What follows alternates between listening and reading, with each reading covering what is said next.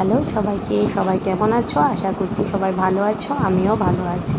রুম্পিস কিচেনে এই ফার্স্ট একটা চিকেনের রেসিপি নিয়ে এসেছি। তো চিকেনটাকে ভালো করে আগে ধুয়ে পরিষ্কার করে লেবু চিপে তাতে লবণ, হলুদ, লঙ্কা গুঁড়ো, জিরে গুঁড়ো আর চিকেন মশলা দিয়ে ভালো করে হাত দিয়ে মেখে 8 ঘন্টার জন্য ঢেকে রেখে দেবো।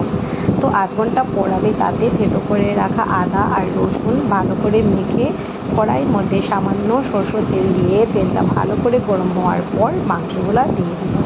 তো মাংসগুলো দেওয়ার পর আমি একটু কম আঁচে আগে ভালো করে মাংসগুলোকে ফ্রাই করে নিব যতক্ষণ না মাংসর গা থেকে তেল ছাড়তে থাকে। তারপর যখন মাংসের গায়ে থেকে তেল ছেড়ে দিবে আমি তাতে পেঁয়াজ দিয়ে দিব। পেঁয়াজ দিয়ে আবারও একটু মাংসগুলোকে ভালো করে ভেজে তারপর তাতে একটু জল অ্যাড করে দিব মাংসগুলো সিদ্ধ হওয়ার জন্য। জল দিয়ে চাপা দিয়ে দিব।